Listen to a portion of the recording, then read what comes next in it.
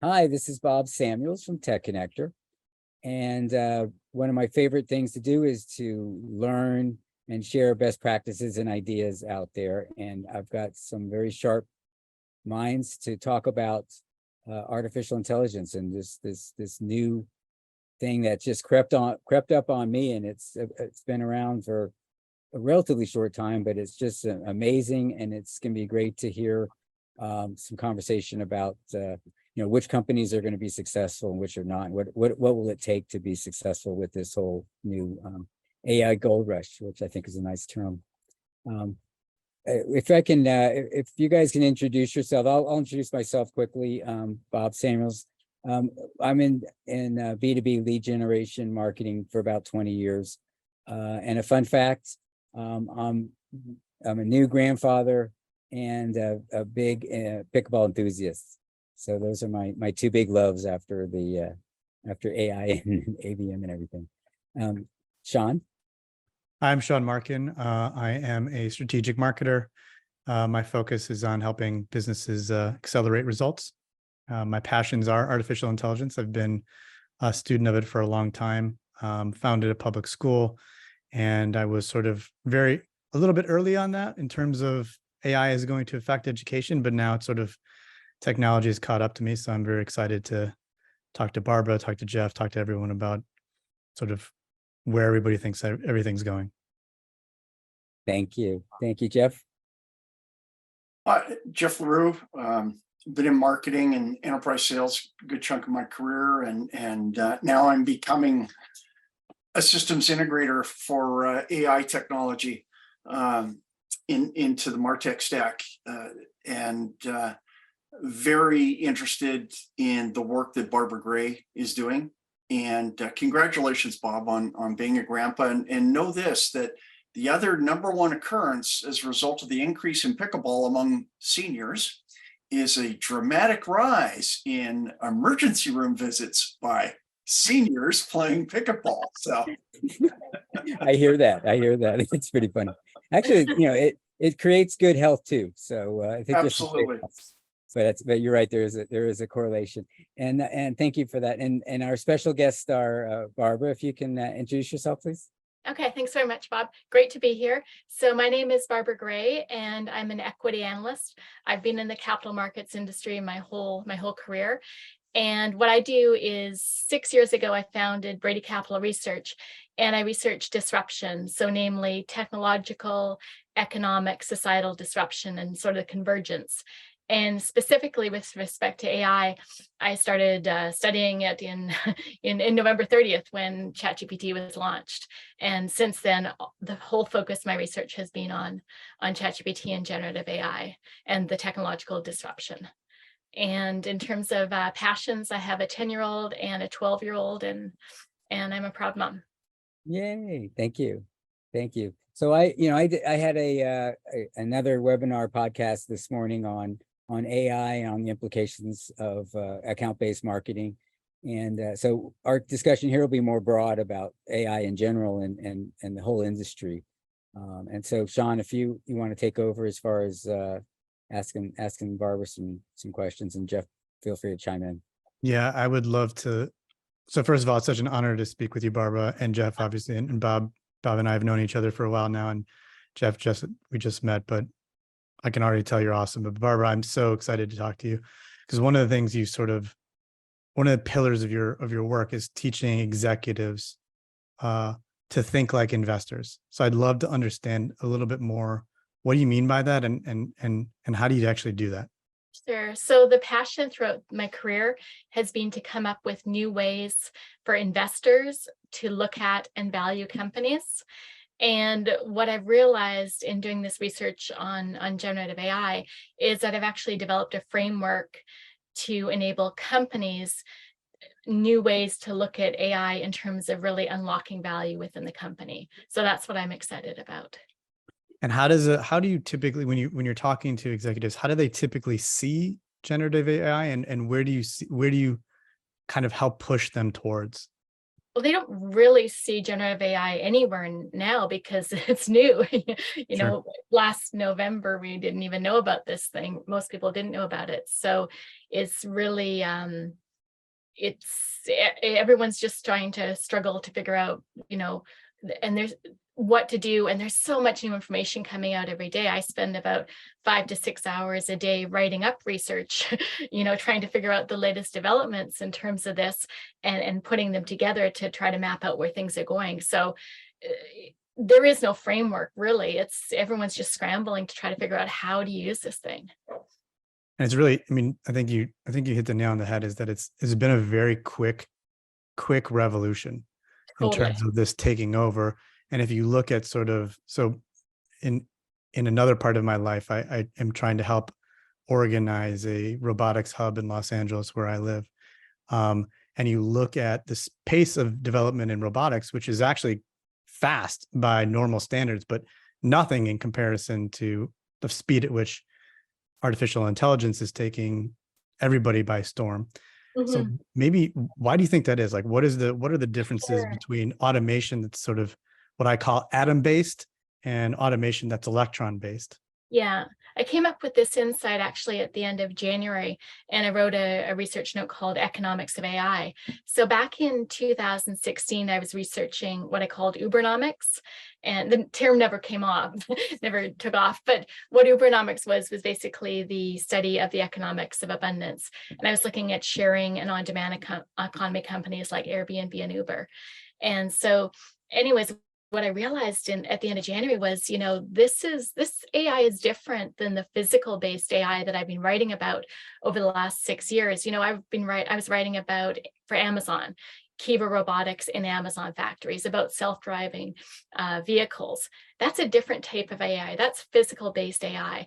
And that AI, as you talked about, that faces the economics of scarcity because it costs money to build these things. It costs time to deploy them. And then there's maintenance costs involved. But with ChatGPT, 5 days after its launch, it reached 1 million users. 2 months after its launch, it reached 100 million users. And the reason is it benefits from these economics of abundance. Anybody like my then 9-year-old, he put it on his computer the second we discovered it. My 78-year-old mom has put it on her computer. Anybody can just put it on their computer, now their iPad or their iPhone, and get access to this. So it's very different economics. Yeah, I think that's interesting because one of the things we talk about in the sort of, and I wouldn't consider myself part of the robotics industry by any stretch of the imagination, but one of the persistent themes is, how do we build these robots around us, right? Mhm. Like, if you're in a factory, you've got this big arm that's swinging big pieces of sheet metal around. And so you have to put all of these safeguards around it. And with, sort of humanoid robots, it's like the whole point of having a humanoid is like, our spaces have been designed and engineered around humans. Like, we go into a factory, we work a machine. And so it's sort of a more natural place. And I wonder if that's an interesting component of how fast AI has taken over, is both that it's because you'd call it virtual digital, but also because it sort of seems well engineered for us as an interaction, as a communication. Can you talk about that? Yes. So in terms of the thing, if you think about the applications of it, it has such widespread applications. Yeah. When I first heard about it, I listened to the All In podcast, and they were talking about this. I remember listening. I was walking down the seawall, and it was early December. It was the first weekend in December, and I was like, "Wow, this is so cool!" And I ran home and told my husband and my boys about it. And immediately, my then 9-year-old, he hopped on, and he started using it because he's passionate about medicine.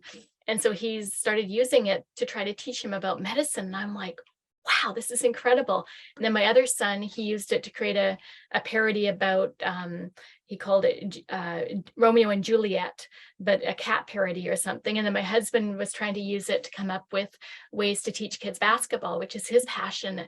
And then a couple of months later, my mom started using it for recipes. I mean, that's just the individual use case. And then business use case, we can do everything with it. So I think it's got such widespread applications. And then the biggest thing is, speaking again to the economics, is just the diffusion through society. It's just been so rapid. We've never seen anything like this before. Yeah, you sort of refer to it as like a second Napster moment. Can you talk about Yeah. the parallels there? Right. So this is probably has more interest to the people in the audience if you're a B2B marketing. So if you think about the Napster moment, that was 2000, 2002, and that was about Napster, which was basically file sharing. And what that did is it led to the democratization of music distribution, which then led to the rise of platforms like Spotify, Apple Music. What happened with the second Napster moment, sort of I called it that when I heard about Heart on My Sleeve. This is the first AI generated song that went viral. It was basically an imposter, a deep fake of Drake and The Weeknd collaborating together, and it completely went viral. A couple of days after that, Universal Music Group shut it down, because they own the rights to this thing. This was not legal. And so they got Spotify to take it off. They got Apple Music to take it off. But the thing is, they couldn't stop it from being played on YouTube, on TikTok, because of the first Napster moment. But basically, the first Napster moment was about the democratization of content distribution. The second Napster moment is about the democratization of content generation. It's just not just music, it's audio, it's video, and it's intelligence. So it's pretty incredible. And what would you tell an executive who's sort of like seeing all this coming at them? Mhm. What advice would you give them to sort of adjust their, I mean, obviously it's going to be case specific, Yeah. every business is different, but how would you generally advise an executive to think through this? Yeah. Well, in terms of, I think the thing is, first you have to play with it.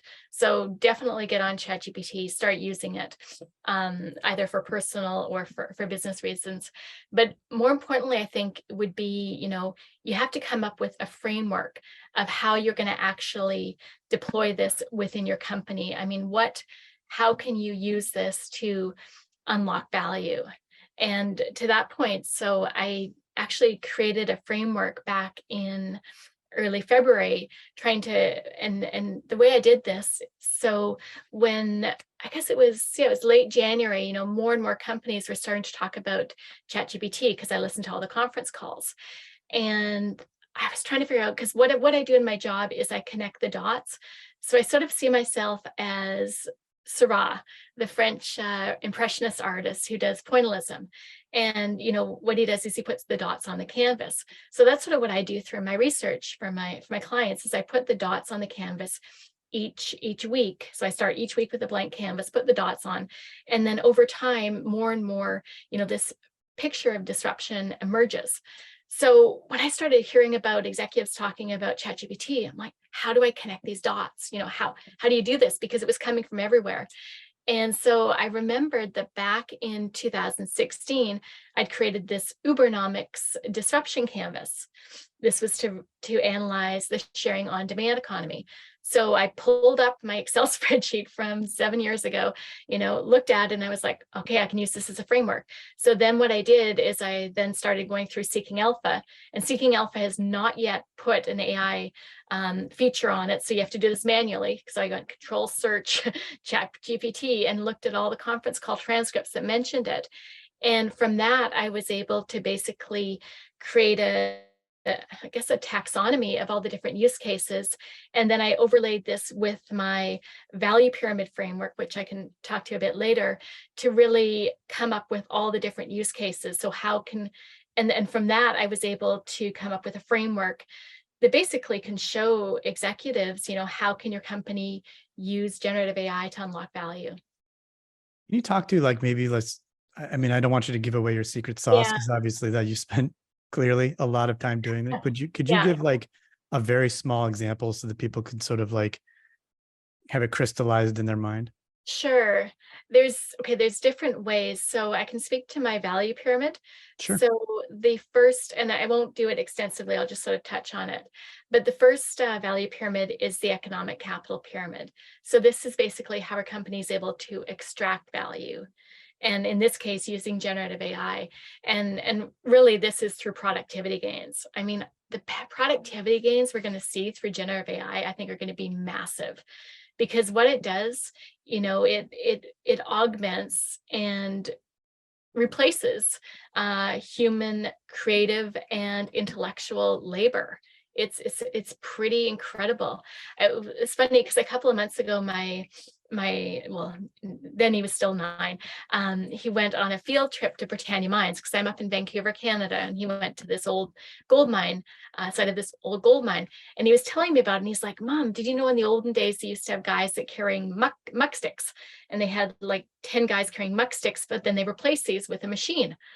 And I just listened to Brian Chesky's talking about how Airbnb, he was seeing he expects to see a 20 to 30% productivity increase in his developers. And when I heard that and I connected with what my son Adam told me, I was like, whoa, this could be massive. So it really, the Industrial Revolution was about replacing, augmenting physical labor, human labor with machines. This is about replacing, augmenting intellectual and creative labor with generative AI. There's so many parallels there. So that's really the first thing, is economic capital. I think that's fascinating. I mean, when I look at the work that I've been doing more recently, we have definitely integrated GPT-4 into the work we're doing. And it's a combination of, because I'm helping a med tech startup. And so there is both the integration of science research, and there's also sort of the generation of content.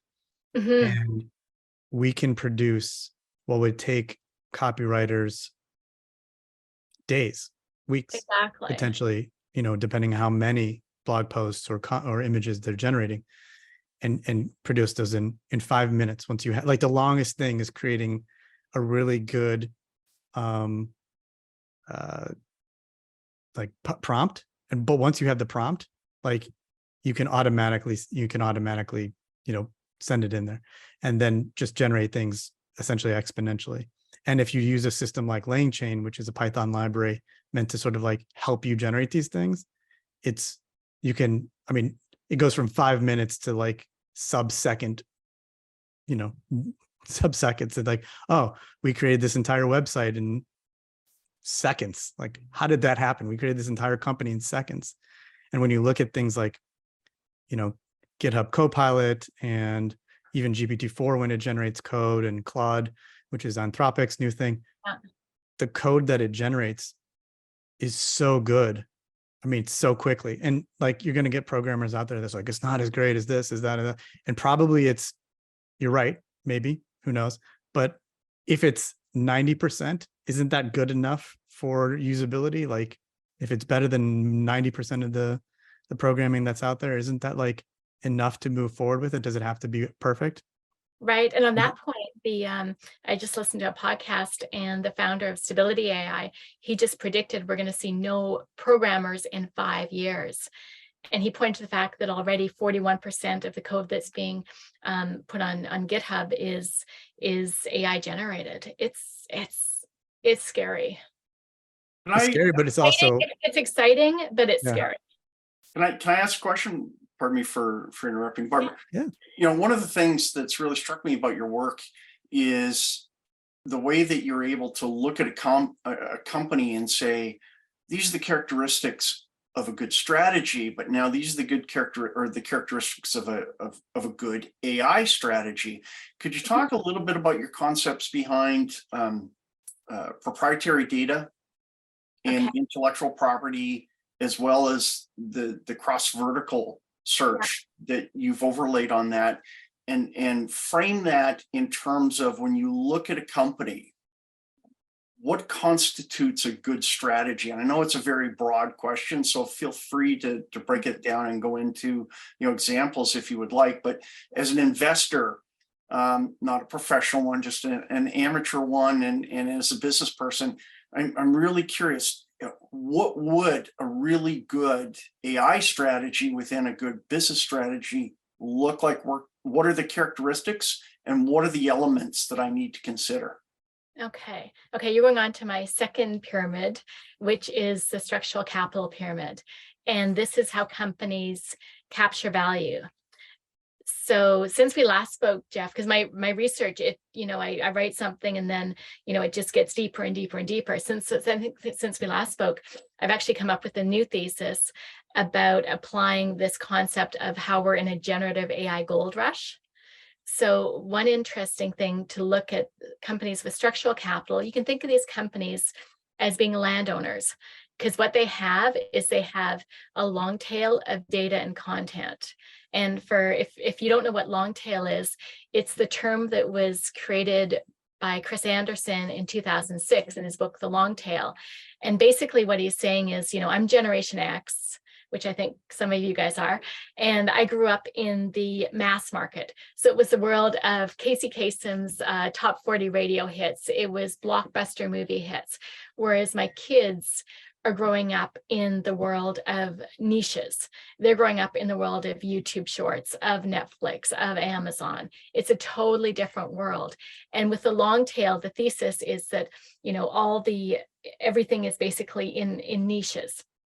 So when you apply this concept, and the thing that gave me sort of the aha moment for thinking how this applies to generative AI was it was Valentine's Day, and I was listening again to Brian Chesky, listening to the conference call for Airbnb, and he mentioned how Airbnb has this long tail of data. They've got over 6 million listings, and they've got hundreds of millions of reviews left by guests. And so when I heard him say the long tail, I was like, oh my gosh. So that sort of led to, because that's what I do with my research, it just lays on top, on top, on top. So that gave me this thesis that you've got the long tail. And then if you think about it in terms of generative AI gold rush terms, you're a landowner because you've got this data or content. So the companies, I think, that are the best positioned to really leverage generative AI are the landowners. And these are the companies that have a long tail of proprietary data or content.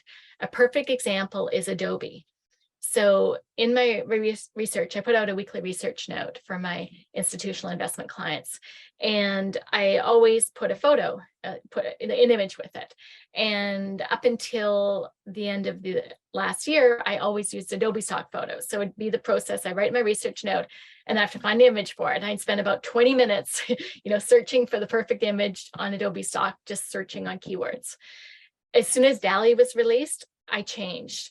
And that DALL-E is OpenAI's AI image generator. And I started using that. And then I started using Microsoft Bing image generator. And lately I've been using Midjourney, which I'm finding is incredibly photorealistic. But a good example of a company that's a long tail is Adobe. So Adobe in March, I think it was middle of March, they released Firefly, which is their AI image generator. And the advantage they have over companies like Midjourney or Stability AI, and Stability AI is actually being sued for $1.8 trillion by Getty Images for IP theft. The advantage they've got is they've got their Adobe stock library. So they've got, I think, like millions and millions of images that they were able to train their own AI model on. And now they've been able to integrate this into Photoshop, into Adobe Illustrator. And so anybody can go in and generate images. And I was just reading, and I'm writing up for my research note for next week, Adobe's actually now over 1 billion images have been generated using Firefly, which is pretty incredible. And that's just over the span of 3 months. So that's probably the biggest thing, is being able to really leverage your long tail of proprietary data and content. And another good example is Bloomberg. So Bloomberg is every finance person knows Bloomberg. This is the Bloomberg terminal. That's where It's the bane of everyone's existence when you go to learn with their archaic coding. Yes. Never made sense. We had drag and drop, and you somehow took us back 40 years to like mainframe. What was that UX decision? I want to be in that room. Anyways, the Bloomberg terminal. So Bloomberg has announced that they will soon be launching their Bloomberg GPT. So they trained their own AI model on their 40 years of proprietary financial data and content. It is going to be incredible when it launches. So those are two examples of two companies that are really sort of leveraging this long tail. Okay, and so the cross-vertical search aspect of that, Yes. and that terminology, how does that apply? Okay, so that's sort of another type of landowner. So there's sort of three long tails. So the first long tail is the long tail of proprietary data and content. The second long tail is the unlocking the long tail of cross-vertical search. On March 23rd, I remember this because I was just finishing up my big quarterly research report to go and meet the next week with my clients. And I was finishing up the report, and OpenAI announced they'd created this thing called plugins. And I was like, oh my gosh, I have to rewrite like sections of my report here. So what plugins are, they're like the app. So they're really disrupting the concept of a standalone app. And I think now there's well over 500 plugins now. If you go to ChatGPT, if you pay for GPT-4, you have to pay the $20 a month, then you get access to this. And you can go to the plugin store and you can install up to 3 of these plugins at a time. And what that enables you to do is basically enhance functionality. And my thesis was, when I heard about this launch of plugins, I said, this is going to actually create cross-vertical search. So what it means is that companies with the long tail of either data, knowledge, goods, services, they'll be able to leverage other companies' long tails. And the example OpenAI gave was, creating a recipe and then ordering it via Instacart. So that was actually one of the first things I did with ChatGPT, is I used it to do meal planning. I actually still use it. It's my kitchen assistant now, my chef assistant. But what you can do is you can ask it to create a recipe for you, and then it creates the list ingredients, and then it sorts it by, you can sort it by give you the shopping list, combine the ingredients into shopping list, and then you can instantly put it into Instacart's shopping cart, which is a good example. Okay, terrific. Sorry, this is like watching my favorite movie over and over again. That's my favorite part of the presentation. So I'll let you go back at it, Sean. Sorry, I wanted to get that part in about the long tail and the cross-vertical search and the proprietary data and proprietary content. So Not at all. I mean, I think that I'm very curious. So I think the holy grail, I think there's 2 holy grails of generative AI. And I think we're probably 5 to 6 months away. I think we are with video and 3D world generation where we were last year with image generation. Like the hands looked weird, and like couldn't. Yeah, it was like weird. So, but I think like we can generate video, like the world is like and 3D. The world is, and I actually think those 2 things are really interestingly sort of connected. Like if you can do 3D, you can do better video. If you can do video, you can do better 3D. How do you think that future sort of technology will factor in terms of like video? Because video is so compelling, and you could imagine a situation where, right now you and I have both sort of, and probably a lot of the audience have been heavy users of GPT-4, ChatGPT. You talked about DALL-E, you talked about Midjourney, and now I actually have just started using Leonardo.ai, which you maybe want to throw in. It's actually have more control, oddly enough.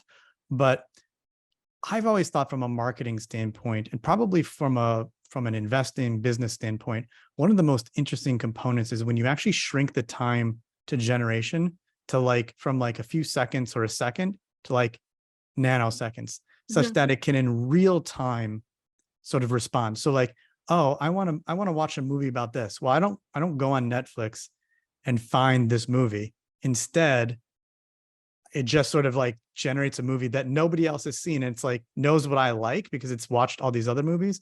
And so it's generating an action movie for Sean, not for people like Sean.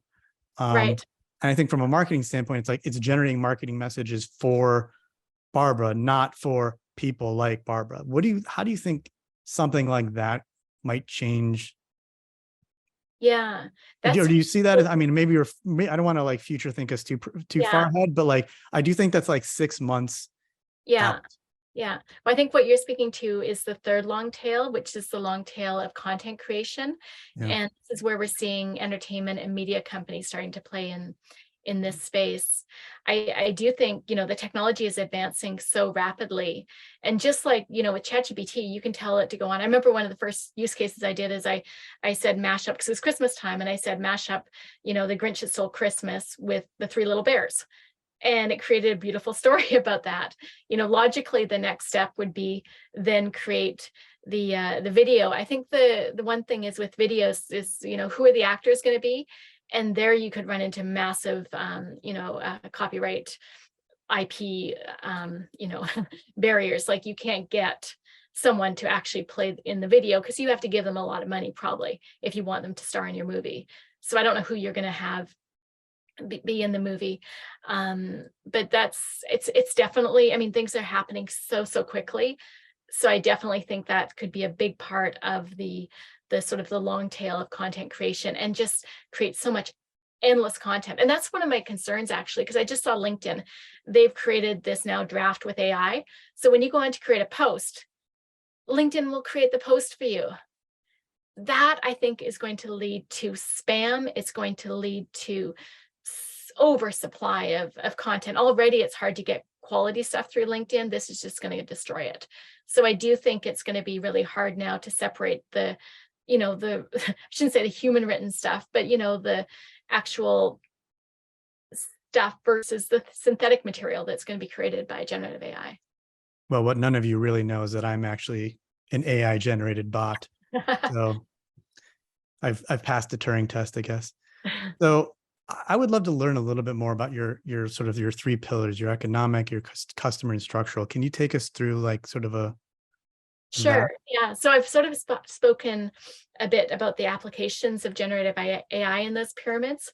So when you talk about the actual pyramids, and the value pyramid, I started developing in 2010. So this is like over a decade sort of thinking in my brain, all these things. So it seems very simple when I tell it to people, but in reality, it was over a decade of work of IP trying to come up with the ideas.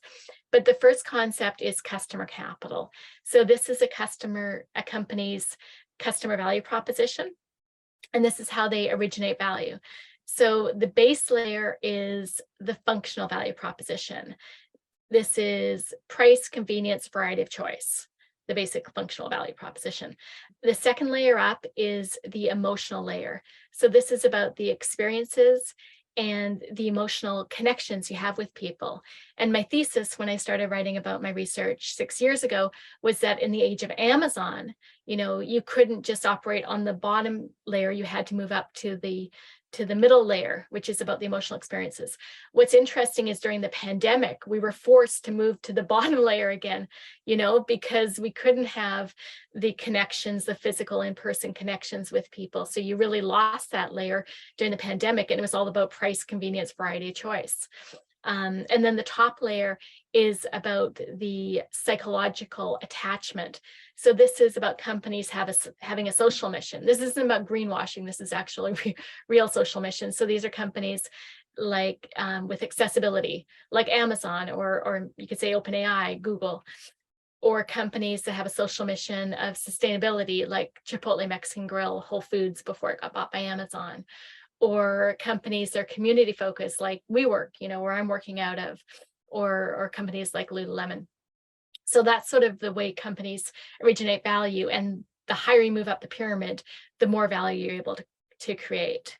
So that's the customer capital thing. Any questions about that? Or Yeah, as someone who sort of is a fan of yours, what would I do? Say I'm at the bottom of I'm unfortunately at the bottom of the pyramid and struggling to move up, to climb this pyramid.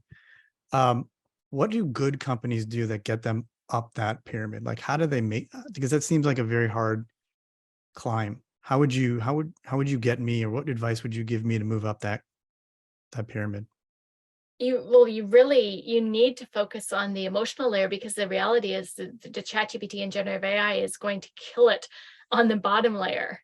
You know, and one way you could actually use these chatbots, you know, to help sort of create this emotional connection with your customers. And the big thing is, you know, we're basically post-pandemic now, it is about physical connections. It's about experience. I went back to WeWork in January after being away from it for almost 3 years, and just being back with people is so much better than sitting in my house. So it's really about, and there's so much pent up demand for having the physical connection with people. And so as a company, if you can do anything to facilitate that, create physical experiences, you can't, I mean, Zoom is great, but if we were actually down in California, that would be way, way, way better. So that's the Pretty thing. hot here, so I'm not sure that. Okay, well, maybe not. Okay, if you guys came up to Vancouver, where we've got a gorgeous day right now, it would be a lot better, because you can't replace just sitting down with people in person and going for a drink. And that's the one thing that, ChatGPT, Cloud, Bard, they won't be able to do that. They can't actually replace that real humanity aspect. Yeah. So I guess Right. we're booking our trip to Vancouver right now then, Bob, or is that what we're? If you've not been to Vancouver, I lived in Vancouver for 12 years. It's absolutely a magnificent city. Yeah. In the summertime, it's gorgeous. Yeah. Absolutely cool. Well, and so wintertime, if you're not used to the rain, that can get to you. But having grown up on the prairies of Canada, where I was used to -40, I thought the rain was a blessing, as opposed to a lot of Vancouverites find it depressing. But 6 months of rain. Yeah. yeah, sorry for that little interlude, but I wanted to shift gears a little bit with you. McKinsey has come out recently and put a stake in the ground and said that they believe that there's a $4.5 trillion productivity gain to come from generative AI alone.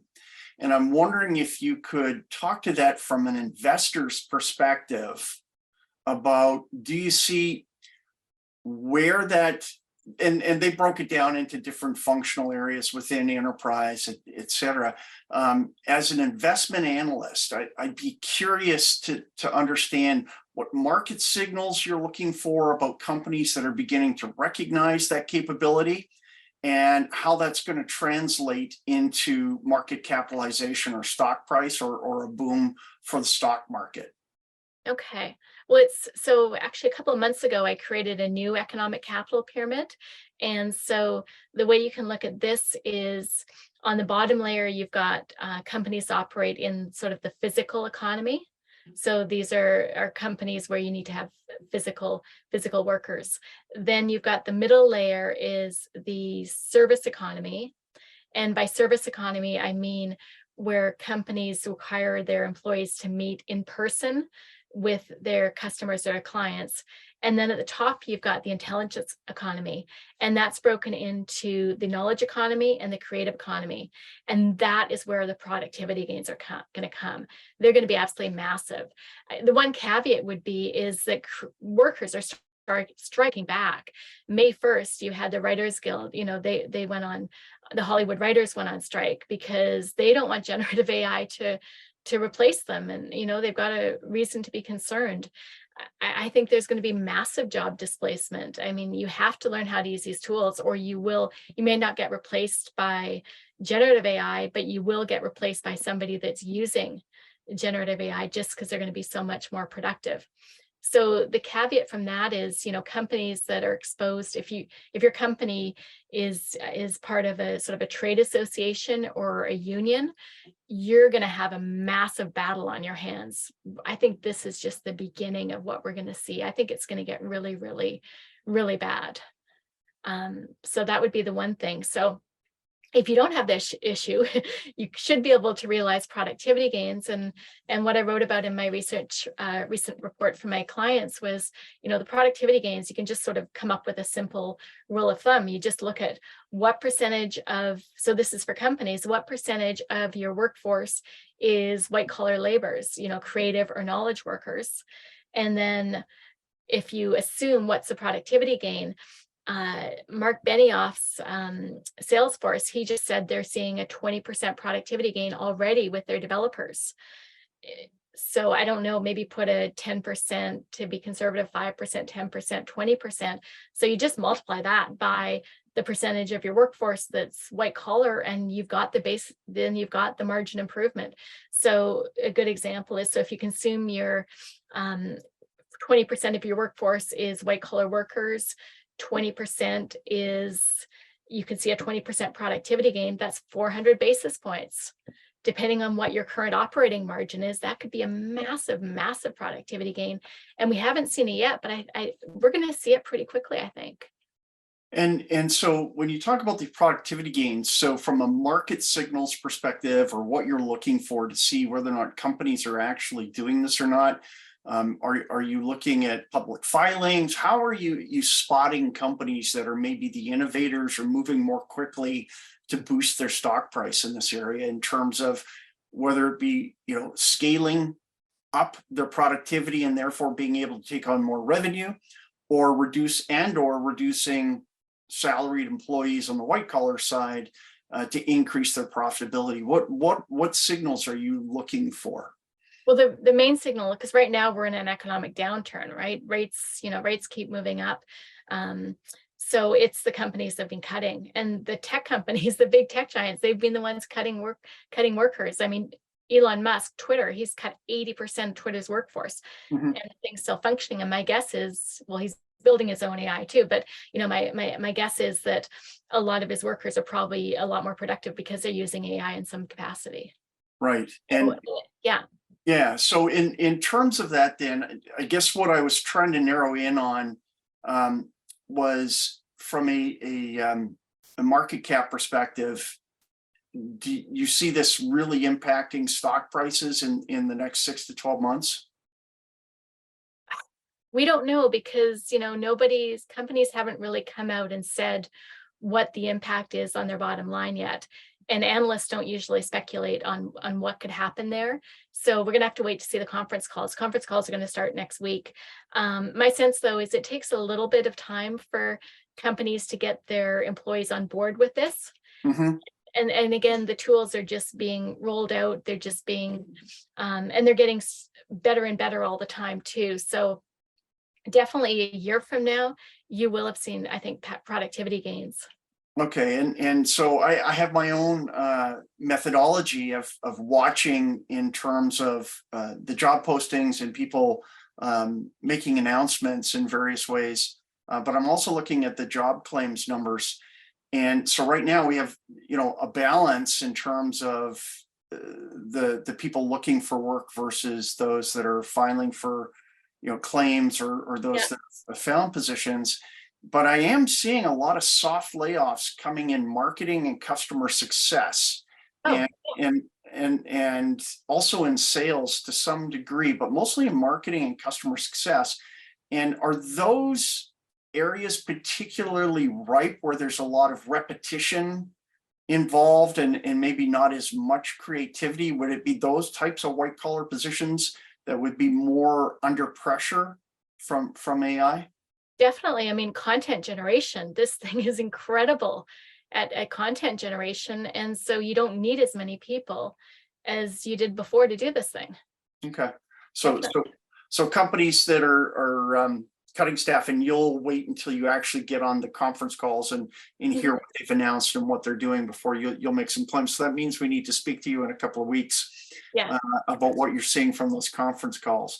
Yeah. But sorry, that was my selfish line of questioning, trying to understand from the perspective of an investor what to look for. Is there something unique that I can look for? And it wasn't really a fair question, because I'm always looking for, are there automated signals that I can be trying to watch?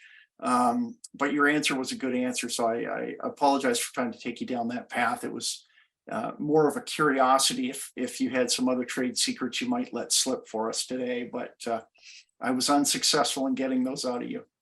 Anyways, sorry. No gotchas today. Yeah. All right. So go ahead, Sean. No, I mean, I think your question is really interesting, Jeff, because, when you think about I had a conversation with someone, basically is a creative lead of was an agency, and then now is at a very famous tech company, and he's sort of like executive designer. And so we were talking, I'm like, are you afraid? Like, are you afraid for your job?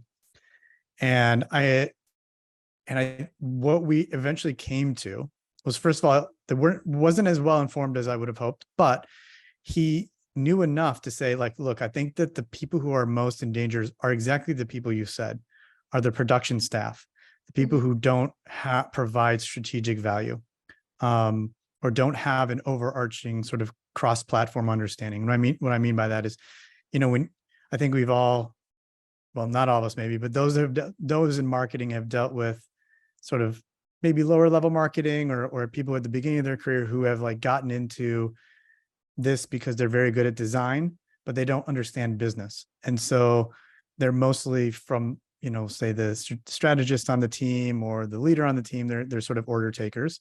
I think those people are really in a very dangerous position.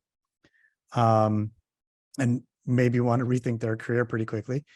But for those people who are in the strategic position, generative AI, at least, although I do think that there are other models that will like change the calculus very quickly, but at least as we talk about generative AI, that's a tool. Like, you're now able to sort of generate things quickly that you would have taken your designer 2 weeks, and it would have been a back and forth. You might have even had a back and forth after that 2 weeks. It could have taken, I've been on projects where someone was designing something and it was there was just like a lack of communication, perhaps my own terrible sort of ability to sort of communicate what I was looking for.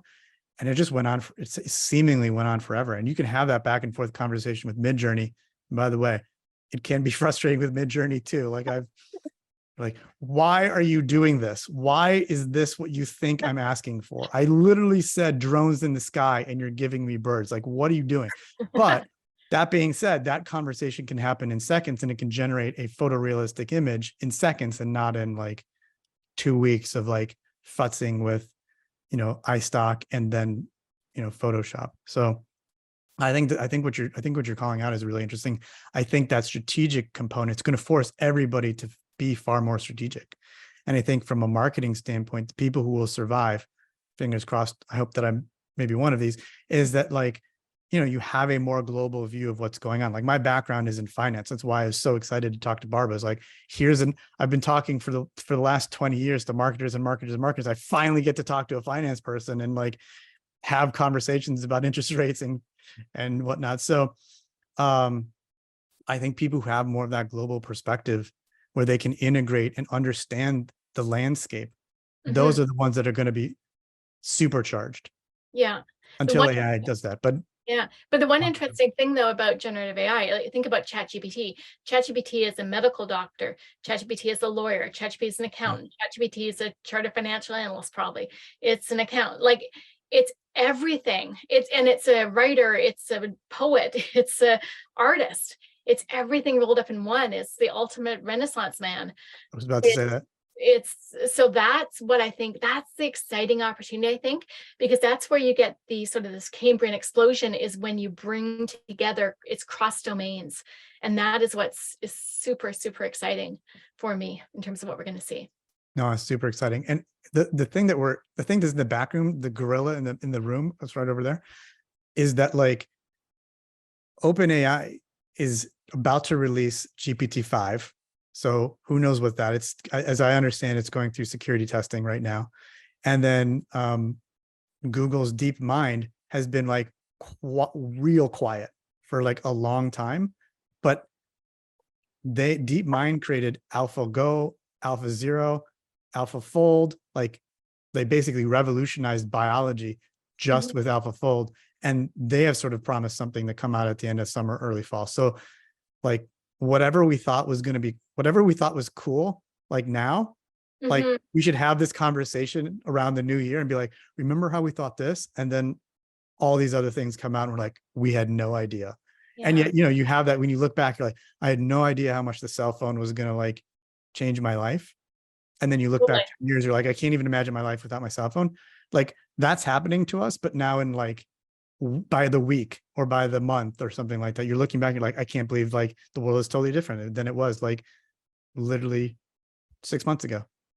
So Barbara, and this will be my last question, guys, sorry. So when you're looking at companies and you're looking to invest in them or to recommend that people invest in them, you're looking for them to declare that they have an AI strategy. and then you're examining the underpinnings of that AI strategy to say, does this make sense? Does it meet my criteria for my value pyramids? And I'm wondering if you could characterize, and you've talked about some of the strategies of different companies, but if you could say that the core principles of a really good AI strategy for an enterprise, is it really just about the proprietary data and content, or what are the other elements that you would consider before you would recommend investing in a business? I think the biggest, because the thing is, everything's gonna be commoditized. Everybody is going to put an AI chatbot on their platform. Everybody is going to add AI features. The only differentiator that companies are going to have is their own proprietary data and content. Think about it. Think about a gold rush. You know, you have to be, if you're sitting on a gold mine, you can mine that gold. You know, that if you don't have a gold mine to mine, there you don't have it, because everybody else has access to the same common land. So it really is going to come down to, I think, the proprietary data and content. Okay, awesome. Thank you for that. I'm good with my questions, guys. Sorry, I read too much of her stuff and I keep focusing in on key things, but that was my closing question. You're on mute, Sean. Meet your heroes. It's actually a good thing, so it's great. I think it's actually a perfect question. So switching from sort of the investor to sort of the corporate leader who is, you know, facing this, what would you, and maybe this could be the last question, but like, what would you advise them? What would their takeaway be? You know, because you talked about it from the investor's perspective. You know, I'm a company, I've got this gold. What do I do with it? Or maybe even more terrifying for that leader is I don't know what that gold looks like. I might have it, I might not. What advice how would you advise them? I think what you have to do is, before you go see McKinsey or KPMG or one of those guys, I think what you have to do is just map out your own sort of like top level strategy in terms of, you know, how can you unlock value, looking at in terms of your economic capital, in terms of your structural capital, and in terms of your customer capital. It's just a top level basic sort of analysis of that. And from that, you could then go and then key in and then figure out how to actually, you know, execute this on a technical level. But I think you need the overall strategic top focus. And that's my basic advice. Yeah, I love that. I think that's great. So that almost sounds like a workshop. An executive That's workshop. trying to get me to do. That's Jeff is your perfect salesperson. He is my salesperson. I need a salesperson because I just do heads down to my research, but I do love talking to my clients. I just got back from meeting with all my clients, talking about my 68-page research report, and it's fun. I love being in boardrooms. I love sitting down in person, you know, with people and going through it, and just the experience of having, you know, 20 years of analyzing companies and industries basically across a wide range of different sectors really gives me the you know, the expertise, because I don't just have the, well, you know, the knowing the technical side of, or not the technological side of it. You know, I know the financial side. It's about analyzing the revenue, analyzing the cost drivers. That's one of the biggest differentiators I think I bring, because everybody's talking about AI now. Everybody's hopped on this bandwagon, but you need to be able to put all the pieces of the puzzle together. Well, I enjoy talking to you, and I'm thoroughly grateful that we had this opportunity. Thank you, Bob, for putting it together, and thank you, Jeff, for also putting it together and joining. So, Barbara, it's been such a pleasure. Oh, likewise, it was fun. Thanks. Yeah, all of you have been great. So I do have a final question of all of you. So, you know, I do think it's a good idea for us to get together in 6 months and just revisit and see what's changed. What do you think, all three of you, what do you think that this AI world will look like in 6 months, and 12 months, in 3 years, 5 years? Do you have such a vision? I do, but I don't want to go first. I would say, I think within a year, I think every company will be using generative AI in some way to unlock value in their company. I don't think there's going to be a company it's, if you think about the digital transformation we saw in the last decade, you know, that took a decade, that took a long time. That went like this is going to go like this. I think that's probably the biggest. Yeah, I would agree, and I'll build on that. You know, companies like Bed Bath and Beyond eventually bankrupted themselves by not properly managing digital transformation, and you know, the pandemic put them under non-analyst perspective. And I see a lot of disruption in the marketplace, both in the workforce as well as in the disintermediation of businesses and operational functions within enterprise and possibly within industries as well. I mean, we saw, for example, the direct consumer wiping out, you know, distributors and middlemen, if you will, disintermediating travel agents to a large degree with respect to corporate travel was an obvious and easy one. And as Barb says, it took 10 years to do that. Now, as she said, it's going to be a year to 2 years, and that's going to have some very significant shocks to the system. You can slowly get out of a bathtub when you first get in because it's hot, and it slowly gets cool. Somebody just poured a bucket of ice right into your bathtub, and people are going to jump. So I really do see a significant impact on the workforce. My own case in point, I began planning a year ago for adding a bunch of content people to my business, and had budgeted for between 10 to 12 in an offshore location, and built out a profile, and was beginning the process when ChatGPT came out. And now I suspect at most I may hire one. Wow. And so it's fundamentally changed my hiring plans, you know, for the good and the bad, in terms of, you know, those people that might otherwise be employed, but the good from the perspective of the productivity gains. Yeah. So very much. On Jeff's point, so FreshBooks just put out a survey, and they said that over half of small businesses actually plan to hire fewer workers now because of generative AI. So Yeah. Exactly. From my perspective, I think 6 months is not going. I think we are all in an echo chamber. First of all, I think there's been someone in our life, or we've done it for ourselves, where we've been interested in AI and we've seen it, and all of a sudden we've gotten like totally geeked about it, and we've got like 4 geeks here and probably 1 or 2 watching, and then like whoever else is going to watch this video later is obviously sort of turned on to it. But I think we are overestimating the amount of people who are actually like cognizant of it. So I think things are going to change in 6 months. They're going to simmer, but I don't think there's going to be a huge number of changes structurally. Or let me take that back. There will be very few observable changes. Like, I don't think you're going to see like major companies fall. I don't think you're going to see, you know, like huge shifts. However, I do think you are going to see what I 100% agree with Barbara, in that the core differentiator going forward is going to be the data. Like, you have to own some form of proprietary data, or else you're done. Because the other things, the models, are sort of fungible. Though I do think my perspective is that every company, if it's to survive, has to become a AI research company. That's my perspective. But it has to be an AI research company specialized on a specific type of data. And what I mean by that is, there are advancements, if you follow the science and the tech of models. So MIT just sort of released what's called a liquid neural network. There are spiking neural networks. There are neuromorphic chips. There are all this sort of what's called biomimicry, where we're looking at the brain. Like, we sort of like, that's what originally neural networks were supposed to be, was it's like, okay, this is how the brain works. And then neuroscientists started to say, well, like, hold the phone on that. It's not exactly how the brain works. Like, you're missing a whole bunch.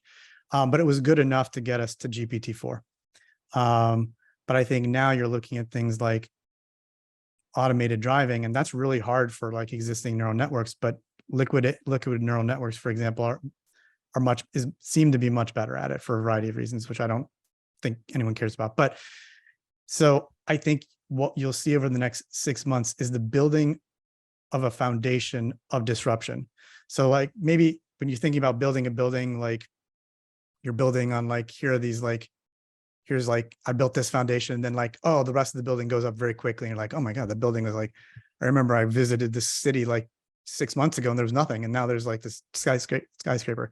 I think it's the inverse here is it's like, oh, we've got a lot of termites. And so like, here's people are making moves and models are coming up and like the foundations are sort of being whittled away. And then there will be like a gigantic seismic shift very quickly, whether it's a year or 2 years out. That's when you'll start to see observable changes, because you'll have new models that will be able to use that data more effectively. You'll have people staking out claims on data. Entrepreneurs will be like, you know, we generally think of, or at least when I talk to people, like I infer that they sort of see data as like this net sum game. It's like, if I have this data, you can't have this data. But what entrepreneurship has always taught us is that like value can be created. It's not, you know, you don't have to look at it from the perspective of scarcity. You can look at it from value creation. So I can create a novel form of data, and then I can build models around that novel form of data that do something really interesting that only I can do, because I've like staked my claim on that data. And as long as I'm staying relevant, that's where I play as an entrepreneur. And I think Barbara and Jeff, you gave great examples of that. Is like, here's how you stake out that claim. But I don't think there'll be anything visible, but I think the foundation of this hugely seismic shift will happen within the next 6 months and for certainly a year. But we'll be continuously wowed by, oh my God, GPT-5, look what it can do. It can like do backflips. It can make your computer like turn into an airplane. But like really the big shifts will come, you know, next year and the year and beyond. Cool. Barbara, it was great to see you again. Hey, good to see you too. You too, Sean. You too, Bob. Thanks, everyone. Great. Great talking to you.